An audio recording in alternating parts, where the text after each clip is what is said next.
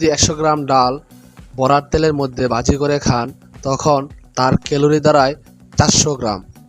Same 100 গ্রাম ডাল যদি আপনি এয়ার ফ্রায়ারে ভাজি করে খান তখন তার ক্যালোরি দাঁড়ায় মাত্র 40 গ্রাম। তাহলে বোঝা যাচ্ছে কি যে আপনার যদি ভাজা পোড়া খেতে ইচ্ছা হয় তখন আপনি অবশ্যই একটি এয়ার ফ্রায়ার কিনে ফেলুন, তখন ইচ্ছে মতো আপনি ভাজা পোড়া খেতে পারবেন। আর যদি বেশি খেতে ইচ্ছে হয় তখন আপনি কম তেল দিয়ে ভাজা পোড়া খান, তাও বাসার মধ্যে, কিন্তু হোটেলে না। এখন বলতে পারেন এয়ার ফ্রায়ার, ওভেন এগুলো তো ইলেকট্রনিক জিনিস, এগুলোর মধ্যে কি আপনার রেডিয়েশন আছে না, শরীরের কোনো ক্ষতি হবে না?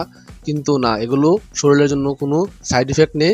এগুলো বানানো হয়েছে শরীরের এবং খাবারের উদ্দেশ্যে। রেডিয়েশন দুই ধরনের, নন আয়োজিং এবং আয়োজিং। নন আয়োজিং হচ্ছে এয়ার ফ্রায়ার, ওভেন, মোবাইল যেগুলো মানুষ সাধারণত ব্যবহার করে থাকে। আয়োজিং হচ্ছে যে এক্স রে, গামা এগুলো আর কি। আসলে মিডিয়া শুধুমাত্র ভয় দেখায় আর কিছুই না।